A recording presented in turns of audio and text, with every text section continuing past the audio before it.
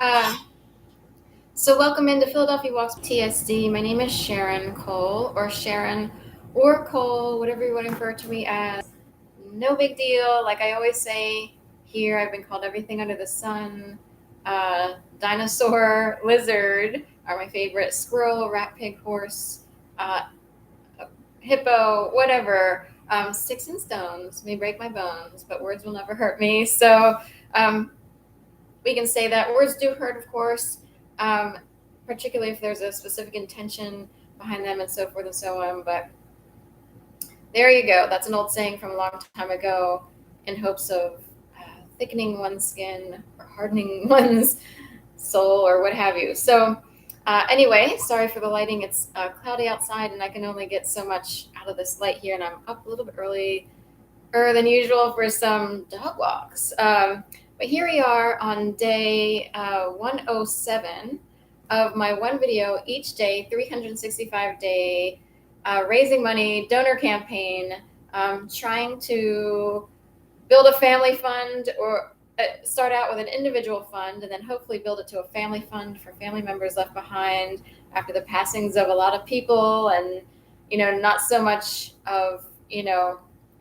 insurance, um, assets, or anything like that I'm aware of, unless something were to magically show up. But other people did reap the rewards from such things, or rewards, I guess, or uh, anyway, there's a vulnerable portion of a family that got left behind, and I'm wondering how many of these people who were left behind were actually targeted by the beehive or the hornet's nest. So, anyway, I will start with my usual spiel today, which is the fourth Monday of January 2011. I was made to believe I'd be murdered in my apartment. I believe it was a series of orchestrated events that unfolded that evening. I was stunned into submission. I was shaking, trembling, convulsing in fear by whatever it was. And whoever set this up, and it was a setup,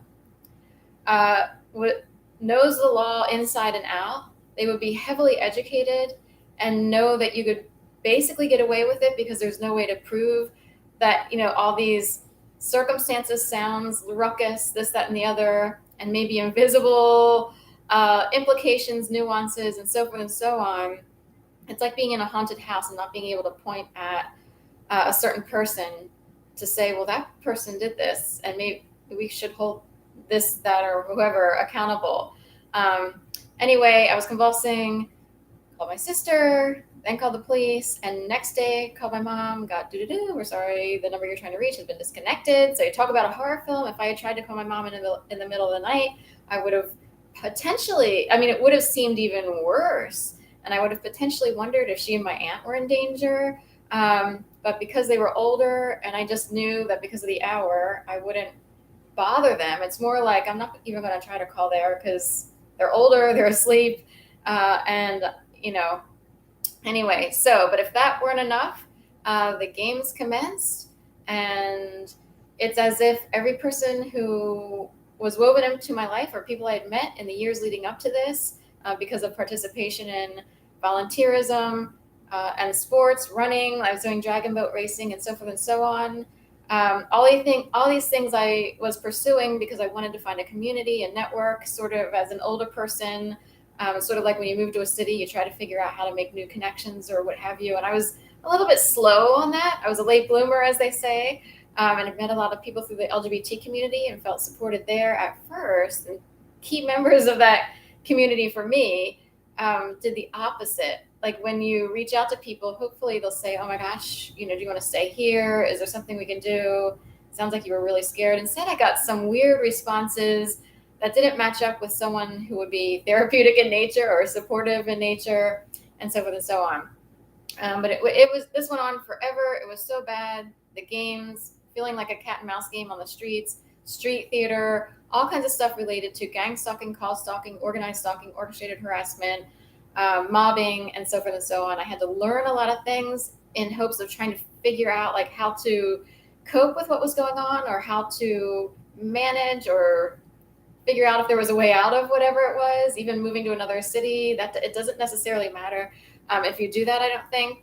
I don't know how much activity follows people. I don't know what it is, because it can start to get into a supernatural realm. But anyway, today I want to talk about something very specific, because I wondered if technically certain forms of stalking or whatever it is started many, many years ago and built up to a point of my world exploding and someone cracking the egg wide open. No, not me hatching out of an egg, but like, what if you're born into a certain situation and someone decides to break it open and it lets out all the worms or all the whatevers?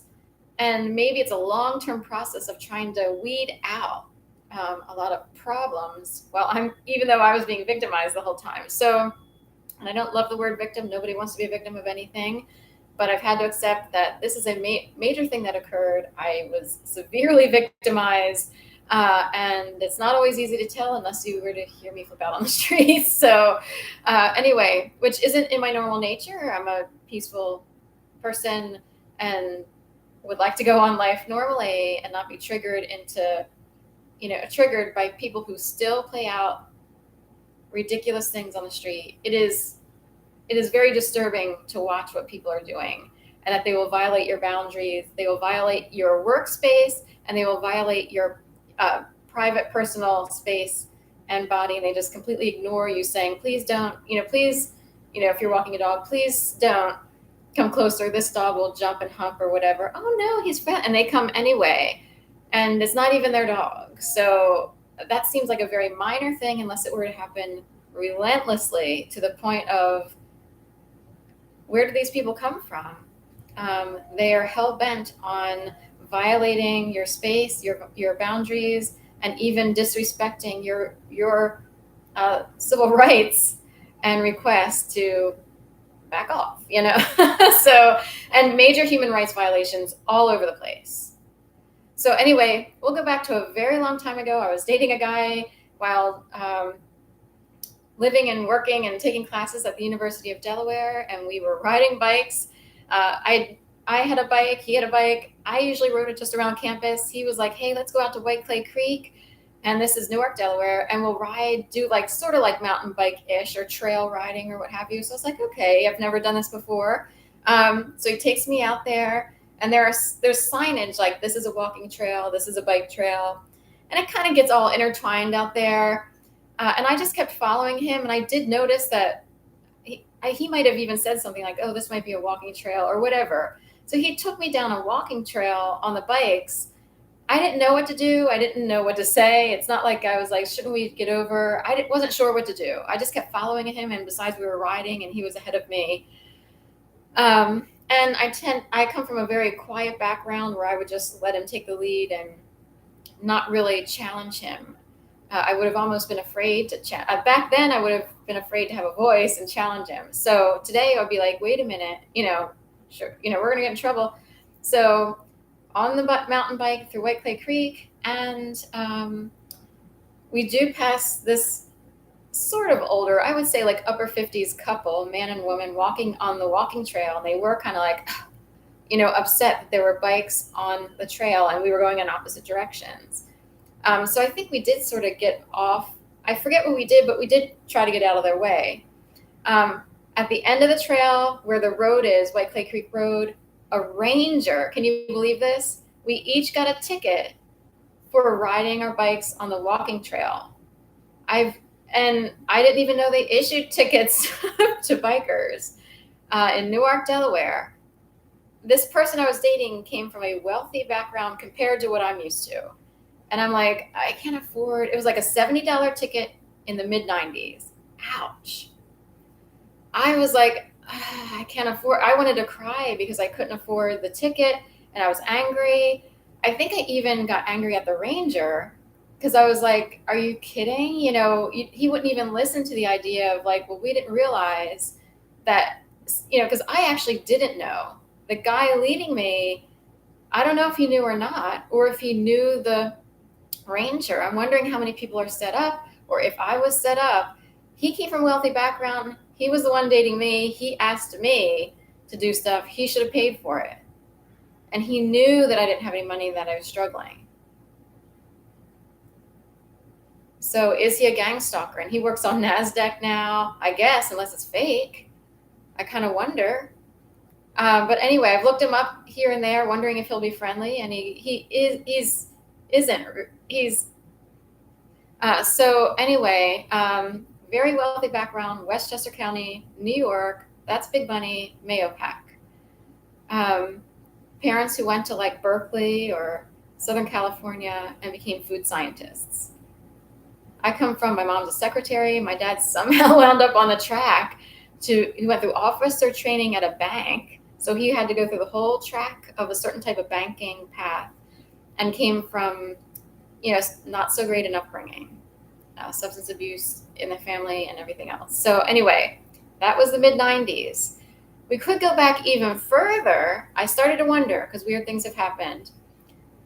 And backtrack into I guess it was late 80s or early 90s, and I was babysitting my oldest nephew, my mom and sister, and we were all, I think at the time we were living in the same house. It's possible my sister and nephew might have been living somewhere else, but she went back and forth.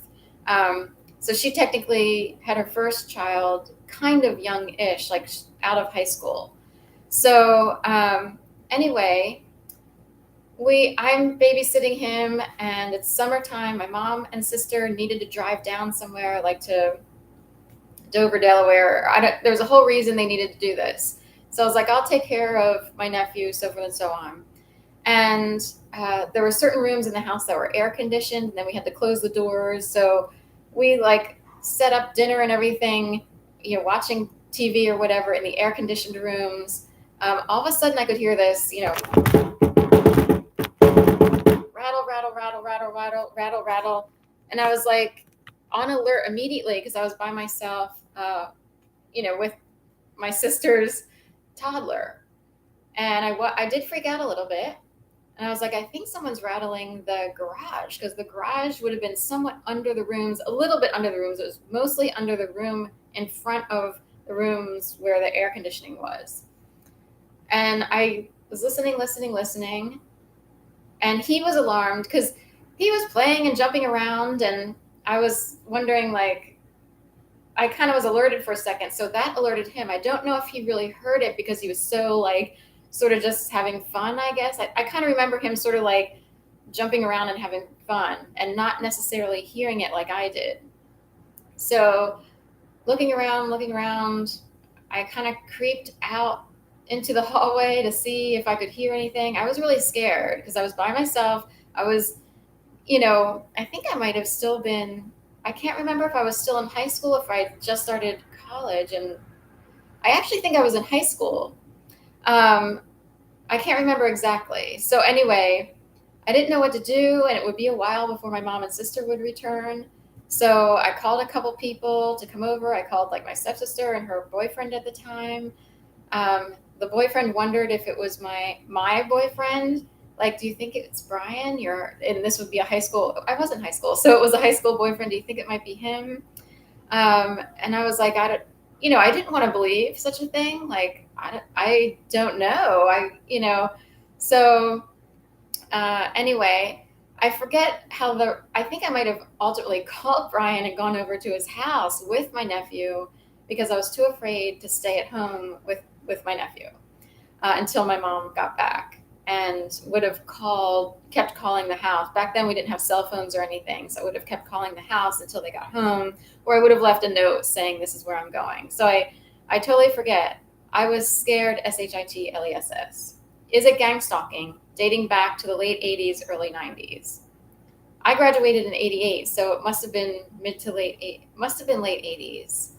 And if I was still dating this person, trying to think age-wise, and how old Jeffrey would have been, because he would have been born, like, say, 80, 85, 86. I'm really bad with dates, but so, yeah, toddler-ish, like 3-ish or what have you.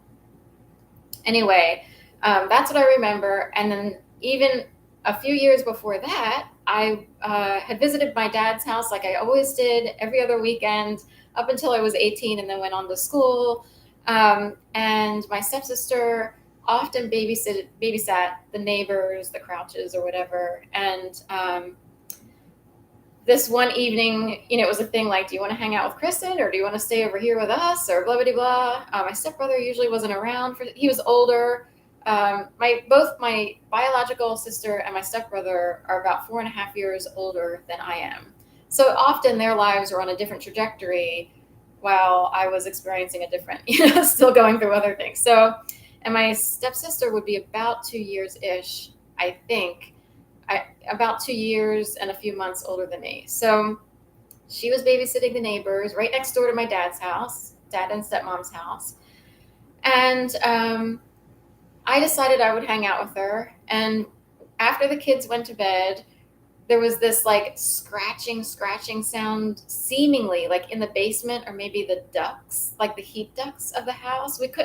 She like grabbed a broomstick. She's like trying to figure out what it is. So there was a lot of fear generated. Like, what do you think it is? Finally, she called my dad, like, because you would have to get to the phone. We had landlines back then. We didn't have cell phones. Like, you could just pick it up and, you would have to get to the landline phone. And if you're kind of scared to go through the kitchen, that would be an issue. So she ran to the landline or made it to the landline phone, called my dad. He came over, he checked around the house. He didn't see anything. He came in, he's like, and he did say, well, do you want to still stay here with your, stepsister or Kristen, or do you want to return? And I actually decided to go back.